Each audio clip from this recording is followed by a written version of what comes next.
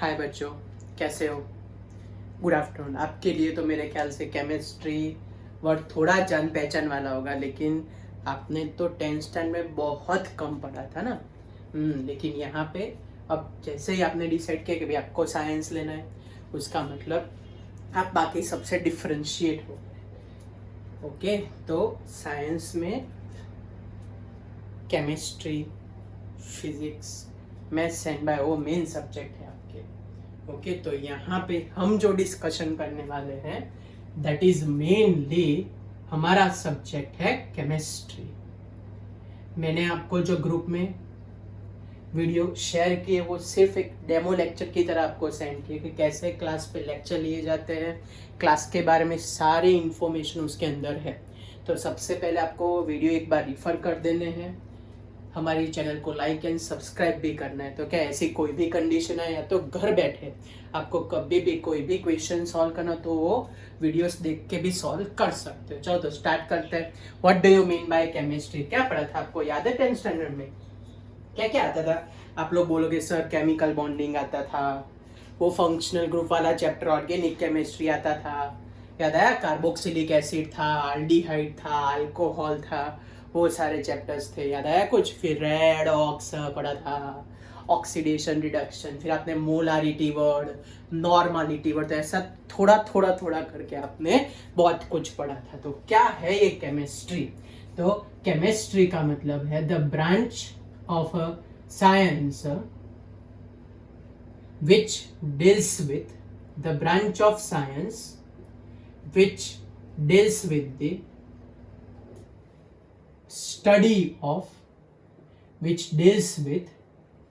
study of a what? क्या क्या लिखे? एटम से चालू करके, एलिमेंट से चालू करके, various type of a compound, mixture, chemical bonding, oxidation reduction process, functional group, hydrocarbon, ऐसे लिखने जाए तो बहुत कुछ इंक्लूड होता है हाइड्रोकार्बन। फिर लिख सकते हैं हम पीएच कैलकुलेशन, पीओएच कैलकुलेशन। तो study related to this all topics are included in a branch of a science, और उसको हम बोलते हैं कौन सी केमिस्ट्री? साइंस वाली मेन केमिस्ट्री। तो ये केमिस्ट्री वाला पोर्शन डिवाइड होता है मेन ब्रांच। ऐसे तो ढगलो ब्रांच है, लेकिन यहाँ पे जितनी बोर्ड पे आएगी उतनी हम एडजस्ट करते। मेन ब्रांच तो फर्स्ट और सबसे ज्यादा वेटेज कंटेनिंग ब्रांच 11th-12th में, उसको हम बोलते हैं कौन से टाइप की chemistry? Organic chemistry. Second is known as a which type of a chemistry? तो सेकंड को हम बोलते हैं इनऑर्गेनिक केमिस्ट्री। फिर थर्ड को हम क्या बोले? तो next one is known as a physical chemistry. फिर फिजिकल केमिस्ट्री के बाद हमारे पास टर्म आता है इलेक्ट्रोकेमिस्ट्री। फिर इलेक्ट्रोकेमिस्ट्री के बाद हमारे पास टर्म आता है एनालिटिकल केमिस्ट्री। इलेक्ट्रोकेमिस्ट्री के बाद हमारे पास आएगा एनालिटिकल केमिस्ट्री। तो चलो क्या क्या इंक्लूड कर सकते हैं इन सब के अंदर? तो ऑर्गेनिक केमिस्ट्री का मतलब maximum proportion of a carbon and hydrogen containing compound, जिसको हम बोलते हैं क्या? हाइड्रोकार्बन। चलो याद करें तो आपने पढ़ा होगा आल्केन, alkene याद आया? What is a common formula for alkene?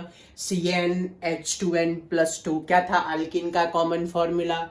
CnH2n। क्या था अल्काइन का कॉमन फॉर्मूला? CnH2n-2। आपने हाइब्रिडाइजेशन भी उसका पढ़ा था, sp3 हाइब्रिडाइजेशन, sp2 हाइब्रिडाइजेशन। वैसे अल्केन, अल्कीन, अल्काइन। फिर various functional groups are also included in this organic chemistry। functional group में carboxylic acid, ester, alcohol, ketone. वैसे हमारे पास टोटल 19 फंक्शनल ग्रुप है 11th-12th के अंदर। चलो इनऑर्गेनिक केमिस्ट्री तो मैं डायग्राम बना रहा हूं, आपको पता तो चल जाएगा। तो इनऑर्गेनिक केमिस्ट्री में ऐसा कोई मैं डायग्राम बना रहा हूँ, याद आया डायग्राम कहाँ देखा है आप लोगों ने? हाँ, ये तो पीरियोडिक टेबल है। तो इनऑर्गेनिक केमिस्ट्री में इंक्लूड होता है कौन सा टेबल? Periodic table. उसमें सबसे पहले एस ब्लॉक आएगा, लास्ट में कौन सा ब्लॉक आएगा? P block element. S block element, बीच वाले ब्लॉक को बोलते हैं डी ब्लॉक एलिमेंट, और यहाँ छोटे से रीजन में उसको अलग करके रखा है उन लोगों ने एफ ब्लॉक एलिमेंट। तो ये ब्लॉक एलिमेंट मेनली इंक्लूड होते हैं कौन से टाइप की केमिस्ट्री में? इनऑर्गेनिक केमिस्ट्री में। चलो next, physical chemistry. Physical chemistry का मतलब फिजिक्स से रिलेटेड नहीं है, थोड़ा बहुत। इसके अंदर हम स्टडी करेंगे electron, proton, neutron, Rutherford model, याद आया आपने बचपन में पढ़ा था? Yes, Einstein value, quantum number, बहुत कुछ इसमें इंक्लूड करेंगे, बहुत से एटॉमिक मॉडल, रुदरफोर्ड मॉडल। तो ये सब कुछ आपका चैप्टर नंबर 2 है, स्ट्रक्चर ऑफ एटम। इसके अंदर वो सब कुछ इंक्लूड करने वाले हैं। इलेक्ट्रोकेमिस्ट्री, मैं डायग्राम ड्रॉ करूं, मे भी आपको याद है, पता है कैसी एक वेसल बनाई थी आपने बचपन में 10th स्टैंडर्ड में? उसमें एक इलेक्ट्रोड ये रहा, ऐसा कुछ ड्रॉ करते थे। ये दूसरा वाला इलेक्ट्रोड ड्रॉ किया हमने, फिर एक ऐसे कुछ बैटरी लगाते, याद है कुछ? हाँ हाँ, बराबर बराबर। तो ये जो बैटरी के पॉजिटिव टर्मिनल से अटैच होता है उसको हम क्या नाम देते थे? एनोड। बैटरी के नेगेटिव टर्मिनल से अटैच होता था उसको हम क्या नाम देते थे? कैथोड। और ये एनोड कैथोड में मेनली रिएक्शन होती थी कौन सी? रेडॉक्स। रेडबुल नहीं, हाँ वो रेडबुल पीने वाला नहीं, ये रेडॉक्स। रेडॉक्स का मतलब इसमें क्या होता है? रिडक्शन। क्या होता है? ऑक्सीडेशन। तो ये आता है हमारे पास इलेक्ट्रोकेमिस्ट्री के अंदर। चलो एनालिटिकल केमिस्ट्री में क्या इंक्लूड करें? एनालिटिकल केमिस्ट्री का मतलब आपने सुना होगा थोड़ा बहुत, मोलारिटी, नॉर्मालिटी, ये सारे वर्ड आएंगे आपके पास, याद है कुछ? मोलारिटी, फिर नॉर्मालिटी, फिर पीएच, फिर पीओएच, ये सब कुछ कैलकुलेटिव टर्म इंक्लूड होगा कौन सी केमिस्ट्री में? Analytical chemistry. So this is a general bifurcation of your 11th standard.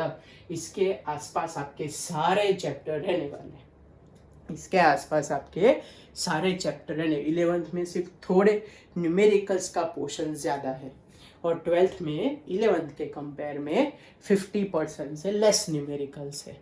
तो थोड़ा कैलकुलेटिव पार्ट आपको थोड़ा पावरफुल रखना। कैलकुलेटर यूज कर सकते हैं एनसीईआरटी वाले, कोई प्रॉब्लम नहीं, लेकिन कॉम्पिटिटिव में यूज नहीं कर सकते। ओके, तो आज हम सब कुछ बेसिक स्टडी करने वाले। क्या करने वाले? हम सब कुछ बेसिक स्टडी करने वाले। तो सबसे पहले मैं आपको सिखाऊंगा how to calculate a molecular weight. सुना होगा ना आपने? मैं आपको पूछूं, चलो what is a atomic weight of a hydrogen, आप बोलोगे 1। मैं पूछूं what is a atomic weight of a carbon, आप लोग बोलोगे 12। मैं पूछूं what is a atomic weight of nitrogen, आप लोग बोलोगे 14। ऐसा हर बार डबल डबल नहीं करते जाने का, ऐसा हर बार होता नहीं है। तो क्या करो आप लोग, टेक्स्ट बुक के पहले फ्रंट पेज पे ही ये लिस्ट आउट बना दो, या तो आपकी नोटबुक में लिस्ट आउट बना दो।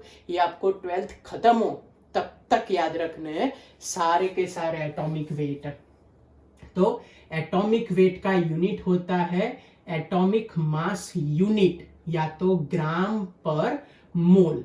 सो this much of a atomic weight you must remember throughout 11th and 12th standard. तो चलो सबसे पहले हाइड्रो आपको जितना आता है उतना दिमाग में सोच के रखो, फिर कार्बन, फिर हम लेंगे नाइट्रोजन, फिर हमारे पास आएगा ऑक्सीजन, फिर हमारे पास आएगा सोडियम, फिर हम एग्जाम्पल लेंगे मैं माजी बोलता है, इसको बोलते हैं मैग्नीशियम, फिर एग्जाम्पल आएगा एल्यूमिनियम, फिर हम लेने वाले फॉस्फरस, फिर सल्फर, फिर क्लोरीन, फिर काका, काका का मतलब पोटेशियम है ना, कैल्शियम, और फिर हम लास्ट में याद रखेंगे ब्रोमीन, Br का याद रखेंगे। तो इतने आपको मिनिमम दिमाग में होने चाहिए for through out 11th and 12th standard. 12th में थोड़े ऐड करेंगे। चलो what is the atomic mass of hydrogen? 1 होता है। What is the atomic mass of carbon? 12 होता है। What is the atomic mass of nitrogen? 14. What is the atomic mass of oxygen? 16. What is the atomic mass of sodium? 23. Magnesium का atomic mass 24, aluminium का 27, फिर phosphorus का कितना 31, sulphur का 32, chlorine का 35.5, potassium का 39, कैल्शियम का 40 और ब्रोमीन का हमारे पास आएगा 80। चलो फटाफट रिवाइज कर लो। चलो मैं पूछता जा, बोलो हाइड्रोजन का कितना होता है 1, कार्बन का कितना 12, नाइट्रोजन का कितना 14, ऑक्सीजन का कितना 16। चलो फिर फास्फोरस का कितना लिखा है बोलो 31, सल्फर का 32, क्लोरीन का 35.5, बोलो सोडियम का कितना 23, मैग्नीशियम का 24, एल्यूमिनियम का 27, पोटेशियम का कितना लिखा है 39, कैल्शियम का कितना लिखा है 40। चलो फिर से याद करो, हाइड्रोजन का 1, कार्बन का 12, नाइट्रोजन का 14, ऑक्सीजन का 16, फिर सोडियम का 23, मैग्नीशियम का 24, एल्यूमिनियम का 27, फिर बोलो next phosphorus 31, sulphur 32, chlorine 35.5, potassium का 39, कैल्शियम का 40। चलो बिना देखे बोलो तो हाइड्रोजन का कितना है 1, कार्बन का 12, नाइट्रोजन 14, चलो उल्टा पुल्टा पूछ, सल्फर का 32, क्लोरीन का 35.5। चलो अब based on that we calculate a molecular mass of this all the substance। चलो पहला मैं आपको पूछता जाता हूं, बराबर। पहला कॉस्टिक सोडा, दूसरा caustic potash.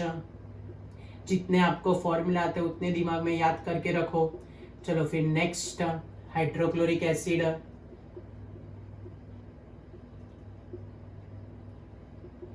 Next sulphuric acid,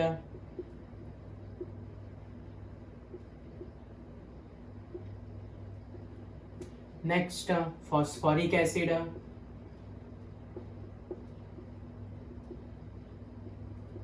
next oxalic acid,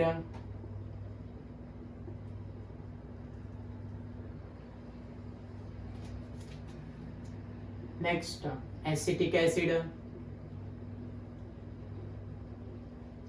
next glucose, next sugar, next urea, next काको3 means calcium carbonate, next sodium carbonate. So molecular mass इतने भी आपको मिनिमम याद रखने हैं तो स्मूथ हो जाएगा। बेस तो पहले के एटॉमिक मास ही याद रख लो। चलो बोलो कॉस्टिक सोडा याद है सर, सुना हुआ लग रहा है लेकिन रिकॉल नहीं हो रहा है, ऐसा कुछ है? तो चलो कॉस्टिक सोडा को बोलते हैं हम NaOH। कॉस्टिक पोटाश को हम क्या बोलते हैं? पोटाश का मतलब पोटाशियम KOH। सल्फ्यूरिक एसिड है ना हाइड्रोक्लोरिक एसिड HCl है ना H2SO4। What is a phosphoric acid? तो phosphoric acid having a formula H3PO4। What is a oxalic acid? H2C2O4। इसको बोलते हैं ऑक्जेलिक एसिड। एसिटिक एसिड याद आया? विनेगर बोलते थे आप लोग CH3COOH ग्लूकोज। तो याद होगा ये ग्रुप हो के बी ग्रुप हो सबको क्या होता है C6H12O6। What is the formula of sugar? C12H22O11। What do mean by urea? Urea को तो बहुत नाचता कूदता होता है, वो तो NH2CO NH2 means NH2CO NH2। Calcium carbonate पढ़ा होगा आपने बचपन में CaCO3। Sodium carbonate Na2CO3। चलो मैं 5-6 का मैं कैलकुलेशन कर रहा हूँ, 2-3 का आपको करने को दूंगा। 10 सेकंड दे रहा हूँ आपको नोट पेन देख लिख के ही बैठने का और फिर ही लेक्चर चालू करने का, तो सॉल्यूशन साथ में होता जाए और लिखते जाने के। बने तो ईयरफोन भरा के रखना तो वॉइस क्लियर आएगा। चलो कैसे कैलकुलेट करें? तो NaOH है, Na का वेट कितना है 23। O ऑक्सीजन, ऑक्सीजन का वेट कितना है 16।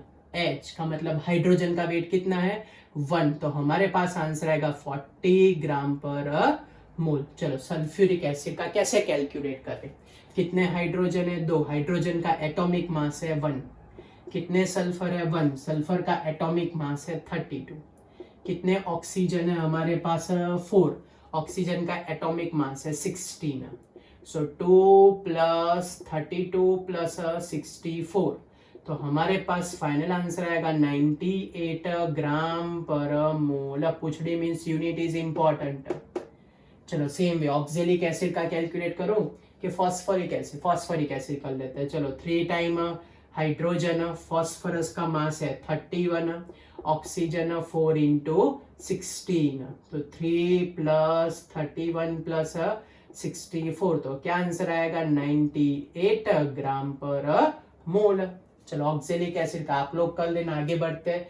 एसिटिक एसिड, अब इसमें कैसे कैलकुलेट करते, तो टोटल काउंट करने का। टोटल का मतलब 1 और 2 कार्बन एटम है, 2 कार्बन, सो 2 इंटू 12, टोटल 4 हाइड्रोजन है, 3 प्लस 1, तो 4 इंटू 1, टोटल 2 ऑक्सीजन दिख रहे हैं, सो 2 इंटू 16, सो 24 प्लस 4 प्लस 32, तो आंसर हमारे पास आया 60 ग्राम पर मोल। तो आप लोग ऐसे कैलकुलेट कर सकते हो मॉलिक्यूलर वेट। चलो मैं शुगर का एक कर देता हूँ, बराबर। शुगर में क्या लिखे, 12 टाइम कार्बन का मास है 12, 22 टाइम हाइड्रोजन का मास है 1, ऑक्सीजन का मास है हमारे पास 16, तो 12 12 144 प्लस 22, ये 160 प्लस 16, तो 176, तो हमारे पास आंसर आएगा 342 ग्राम पर मोल। तो समझ में आया कैसे कैलकुलेट करना है। तो ये हमारा सबसे पहला चैप्टर है, बेसिक कंसेप्ट ऑफ केमिस्ट्री, उसमें हर एक जगह पर यूज होगा। तो आपको कंपलसरी एटॉमिक मास प्रिपेयर करने हैं और इतने सर्टेन मॉलिक्यूल कंपाउंड के आपको याद रखने हैं मॉलिक्यूलर वेट। याद ना रखो तो एटॉमिक मास याद हो तो हो ही जाएगा। ओके चलो बाकी के जो रहे उसके लिए मैं आपको 30 सेकंड देता हूँ, फटाफट कैलकुलेट करो और आंसर बताओ। चलो मैं आपको 30 सेकंड तो टाइम स्टार्ट। चलो कैलकुलेशन करो, बोलो जल्दी। वैल्यू रखनी है ये 39 प्लस 1 प्लस 16। चलो फटाफट कैलकुलेट करो। किया कैलकुलेट?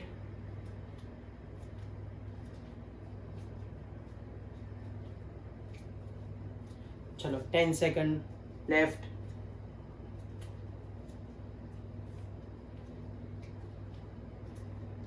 पांच सेकंड लेफ्ट।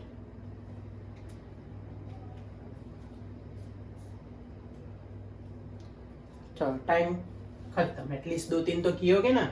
चलो क्या आंसर आया KOH के लिए आपके पास, बोलो। 39 प्लस 1 प्लस 16, तो क्या आंसर आएगा 56 ग्राम पर मोल। हाइड्रोक्लोरिक एसिड का क्या फाइंड किया आपने, 36.5 ग्राम पर मोल। ऑक्जेलिक एसिड के लिए क्या फाइंड किया आपने, 90 ग्राम पर मोल। ग्लूकोज के लिए क्या फाइंड किया आपने, 180 ग्राम पर मोल। यूरिया के लिए क्या फाइंड किया, सर पहुंचे नहीं हुए। चलो और आपको वापिस से 30 सेकंड देता हूँ, करो। चलो यूरिया का ध्यान रखे करना, 2 नाइट्रोजन है तो 2 टाइम 14 लिखने का, 4 हाइड्रोजन है 4 टाइम 1 लिखने का, 1 टाइम 12 एंड 1 टाइम 16 लिखने का, तब जाके आपके पास आंसर आता है 60 ग्राम पर। टोटल एटम लेके कैलकुलेशन करने का तो बहुत इजी हो जाएगा आपके लिए। चलो कार्बो3 का फाइंड करो और Na2CO3 का फाइंड करो। लिखा है कैल्शियम का कितना होता है, 40 होता है, लिखा है यहाँ पे। तो वैसे कैलकुलेट करने गए तो हमारे पास आंसर आया 100 ग्राम पर मोल, यहाँ आंसर आया 106 ग्राम पर मोल। तो हमारे पहले चैप्टर का बेसिक कंसेप्ट चालू हो गया। इसको हम बोलते हैं atomic weight and molecular weight. चलो अब कई बार आपने सुना होगा ना, ऐसा बोलते हैं कि give formula for sodium chloride. बोल दो कि आप लोग खुद के, सर NaCl होता है। अगर बोले कि भाई what is the formula for KCl, तो आप क्या बोलोगे, पोटेशियम क्लोराइड सर। फिर मैं बोलूँ मैग्नीशियम क्लोराइड तो MgCl2। मैं बोलूँ कार्बन मोनोऑक्साइड तो CO। लेकिन मैं बोलूँ एल्यूमिनियम ऑक्साइड तो बोलो क्या बोलोगे, ALO, ALO2, Al2O, क्या बोलोगे? क्या होता है वो, Al2O3। चलो आते ने बता दिया होगा, गुड। दूसरा क्वेश्चन, पोटेशियम डाइक्रोमेट, बोलो फॉर्मूला क्या होता है। K2, नहीं सर नहीं आता। K2Cr2O7 मैं बोलूँ एल्यूमिनियम कार्बोनेट तो अब फंस जाओगे। तो ये सारे फॉर्मूला करने और ऐसे आपको मिनिमम 700 to 800 फॉर्मूला कब आएगा। तो उसके लिए गोखना नहीं है, टेक्निक है, हर रोज थोड़ा थोड़ा करके याद रखो तो रह जाएगा। तो मैं आपको अभी दिखा रहा हूँ most commonly used anion and cation, और उस पर से कैसे कंपाउंड बनाते हैं वो देखते हैं। तो मोस्ट कॉमनली यूज एनआयन और कैटायन कौन कौन से हो, मैं लिस्ट आउट लिख रहा हूँ, आपको जितने आते हैं वो आप लोग दिमाग में सोचते जाओ, आपको ही आंसर बताने मैक्सिमम, आपको जितने आते हैं उतने आप लोग दिमाग में सोचते जाओ, आपको आंसर बताना है, बराबर। चलो तो स्टार्ट करें। तो मैं पहले लिस्ट आउट लिख देता हूं, आपको जितने भी रिकॉल होते हो कि जितने भी याद आते हो उतने रेडी रखो। So this are the name of some commonly used anion and cation. Cation का मतलब पॉजिटिव चार्ज होता है, एनायन का मतलब नेगेटिव चार्ज होता है। कैटायन का मतलब पॉजिटिव चार्ज, एनायन का मतलब नेगेटिव चार्ज। फिर से, कैटायन का मतलब पॉजिटिव चार्ज, एनायन का मतलब नेगेटिव चार्ज।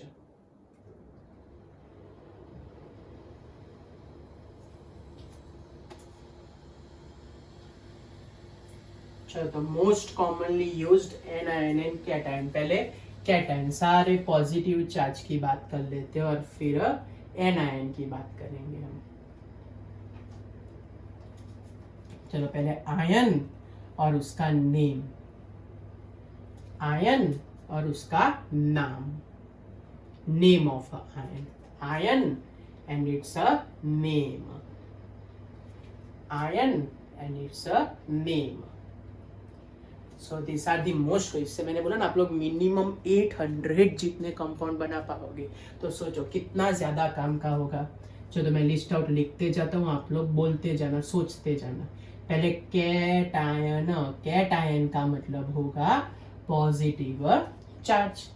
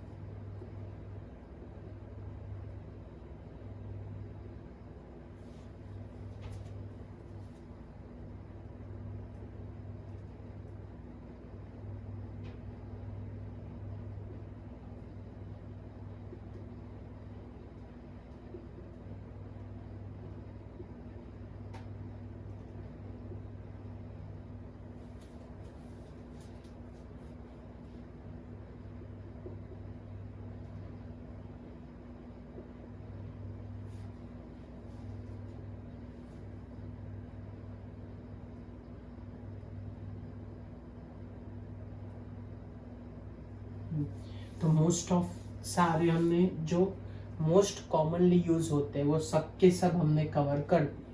आपको क्या करने का, नीचे 4-5 स्पेस जाने देने की, वहां आप लोग खुद भी ऐड कर सकते हो, बने उतने कंपाउंड जितने आपको कैटायन या जो जितने नए दिखाई दे वो सारे नए इसमें ऐड कर। सर बहुत सारे हमने बाकी भी रखे, स्कैंडियम बाकी रखा है, टिटेनियम बाकी रखा है, क्रोमियम बाकी रखा है, तो भी चलो एक ऐड कर देते हैं, बराबर, गोल्ड कर देते हैं। चलो Au+3।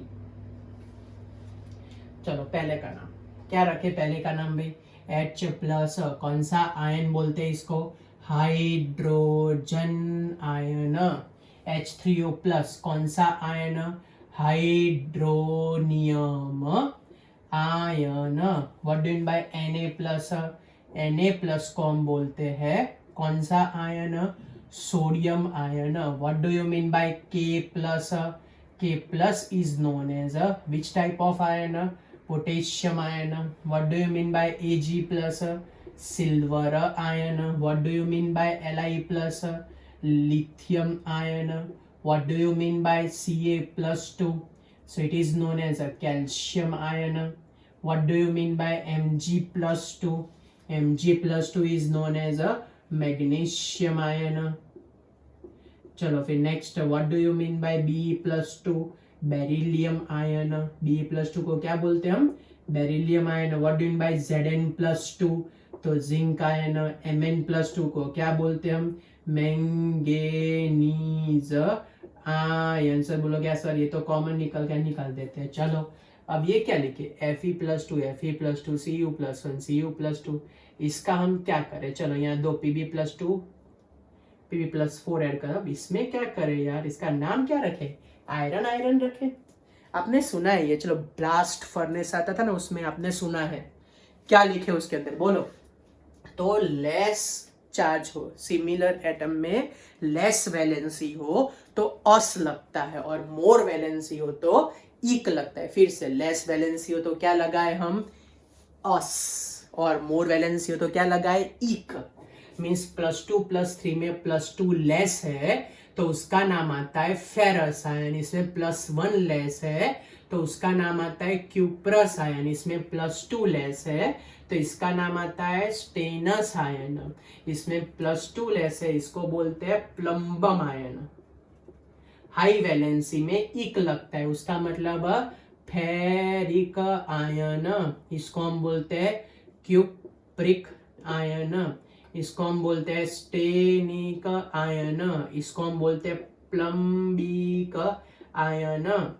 फिर Al+3 को क्या बोलते हैं, एल्यूमिनियम आयन। फिर Na+2 को क्या बोलते हैं हम, निकल आयन। Cr+3 को क्या बोले भाई, क्रोमियम आयन। Au+3 को क्या बोले हम, गोल्ड या तो ऑरम। तो ये हुए most commonly used cation. Most commonly use water cation. चलो एन आयन तो उससे भी ज्यादा इंटरेस्टिंग, आप लोग बता पाओगे। चलो मैं लिख देता हूँ, आप लोग सोच के रखना आंसर। हाँ सोच के रखना है आपको। OH- Cl- F- Br- हो, आप लोग तो खुश हुआ, ये तो सर पता है हमको। NO3- हो गया, NO2- लिखे हम, N-3 लिख देते हैं। चलो फिर हम CH3COO- लिख देते हैं, CH3COO। ये थोड़ी स्पेस बड़ी करनी पड़ेगी वरना हमारे आयंस नहीं आएंगे, स्पेस थोड़ी बड़ी कर देते हैं। चलो फिर CH3COO- आ गया।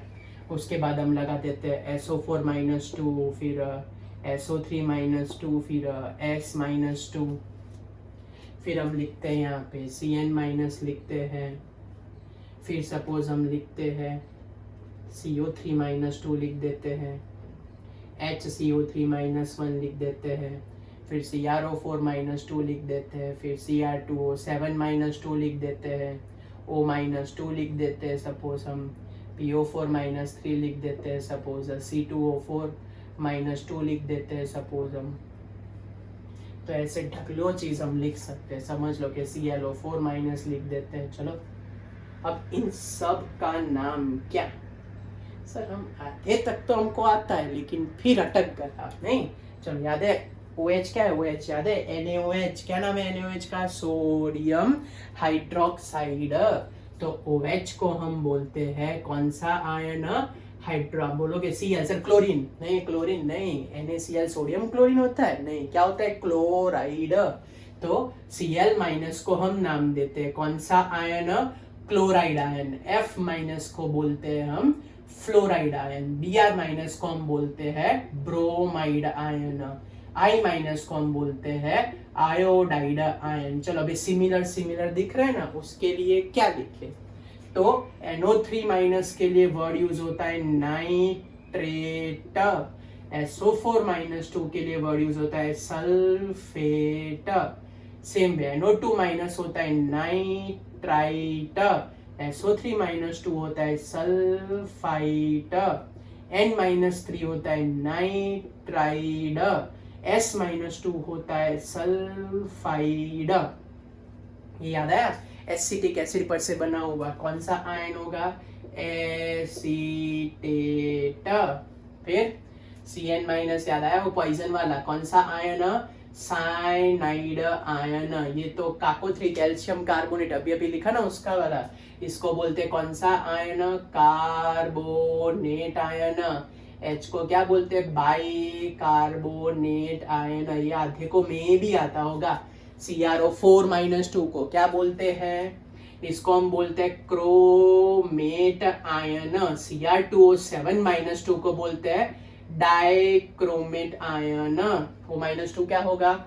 ऑक्साइड। PO4-3 को क्या बोलते हैं हम? फॉस्फेट। फिर C2O4-2 को हम क्या बोलते हैं? ऑक्जेलिक एसिड पर से आया ऑक्सलेट, और इसको हम बोलते हैं परक्लोरेट। अब इस पर से फॉर्मूला कैसे बनाए? जैसे मैं बोलूं आपको कि what is a formula of sodium chlorate. तो कैसे बनाए सोडियम क्लोरेट का फॉर्मूला? तो यहां से सोडियम उठाओ, यहां से क्लोरेट उठाओ। क्लोरेट ना लिखा हो तो ClO3- को बोलते हैं क्लोरेट। तो क्या आएगा फॉर्मूला, और कैसे बनाए? बहुत सारे फॉर्मूला। ओके, देख लिया आपने, नोटबुक में लिस्ट आउट कर दिया। ओके, तो चलो, अगर मैं आपको पूछूं कि what is a formula of calcium phosphate, मैं आपको पूछूं कि what is a formula of aluminium carbonate, तो क्या करोगे आप लोग? बोलोगे सर कैल्शियम आपने लिखा Ca+2, फॉस्फेट लिखा PO4-3, एल्यूमिनियम लिखा Al+3, कार्बोनेट लिखा CO3-2, यहाँ लिखा ही है। तो अब ज्वाइंट कैसे करें? तो ज्वाइंट करने की मेथड को बोलते हैं ITUS। याद करो क्या होता है ITUS? कोई स्पेशल नाम है? नहीं भाई नहीं, ITUS को बोलते हैं इसकी टोपी उसके सर। क्या बोलते हैं इसको हम? हाँ, क्या बोलते हैं ITUS को? इसकी टोपी उसके सर। कैसे अप्लाई करना है, क्या अप्लाई करना है, वो तो हम देखेंगे नेक्स्ट लेक्चर में, संडे वाले लेक्चर में। ओके, तो यहाँ तक जो कराया वो पावरफुल कर देना। Atomic mass, molecular mass perfect पढ़ लेना।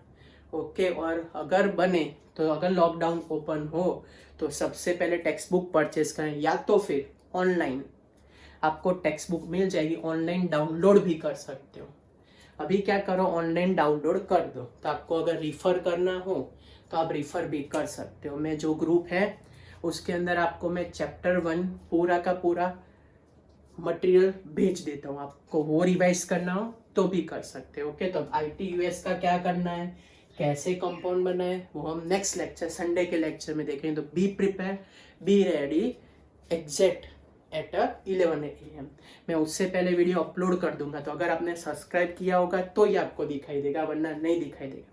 तो पहले चैनल लाइक और सब्सक्राइब कर दो, तो सारे 11th के जितने भी वो आ जाए। तो आज का ये स्पेशल लेक्चर था, इंट्रोडक्शन लेक्चर, लेकिन इंट्रोडक्शन में ही हमने स्टार्ट कर दिया, फिर धीरे धीरे धीरे आगे बढ़ेंगे। Okay, be safe and stay at home, and best of luck for a science. Okay, bye.